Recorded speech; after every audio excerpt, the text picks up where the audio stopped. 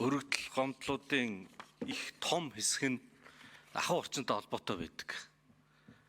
Жишээ нь одоо ингээд тэр нэг хорооллын байшингийн гадна талын талбайг яаж засах вэ гэд өргөдөл гомдол гаргамаар байдаг.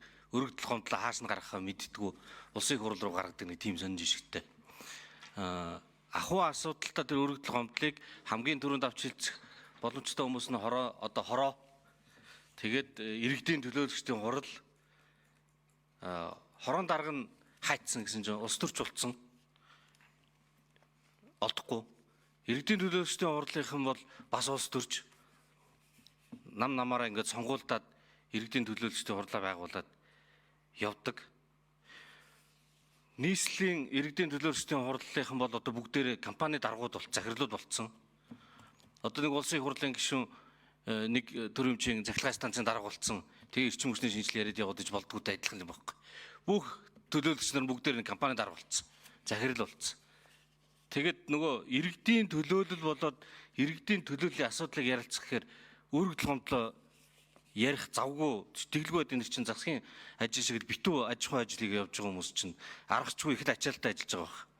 Тэгээ тэр энэ хоёрыг салгамаар байгаа юм. Тэгэхээр энэ иргэдийн төлөөлөгч хийхгүй засагийн гүйцэтгэх ажил хийгээд ахаар иргэдийн төлөөлөл хийж чадахгүй байна. За нэг ийм асуудал шийдэж бид нар өргөдөл гомдлыг авч хилцдэг субъектүүдээ жоохон завтаа болох юм шиг байна. Хоёрдугаарт нь нэгжийн тухайн хууль дээр бас энэ тухайн одоо нутагт амьдарч байгаа нутаг дэвсгэрт амьдарч байгаа иргэдийн 5%-аас дээш нэг санал гарах юм бол тэрийг иргэдийн төлөөлөгчдийн хурал авч хилцэх үүрэгтэй. Тэгээд тэрэн дээр ажиллаж байгаа намууд алга.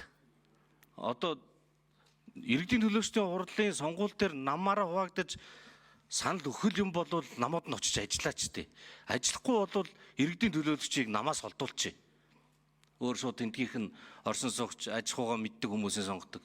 Нэгд намтайгаа ажиллаж байгаа бол намууд тэнд очиж зохион байгуулалтаа хийж иргэдүүдийн асуудлыг нь судалж 5%-аас дээш тэр санал гаргаад байгаа гар усууд нь багцалж өгөөд иргэдийн төлөөлөгчдийн хурлыг хуралдуулаад төсөв хуваарлалтаа тэндээсээ гаргаад ингэж юмор байна. Энэ нэгдэхгүй болохоор зэрэг асуудал нь хаашаа очихоо мэдэхгүй ингээ хан мөргөд тэр нэг орчны шатны пилта солих асуудал засгийн газар руу улсын хурал руу орж ирээд байна. За энэ асуудлыг ингэж хүмүүстэй нэлээд уулзж яваад ер нь тийм байна гэж дүгнчихэд өнгөрсөн жил бид нар 4-р сард энэ цахим оролцооны талаар нэг хилцүүлэг хийжсэн шүү дээ иргэдийн хүсэл гомдлын талаар.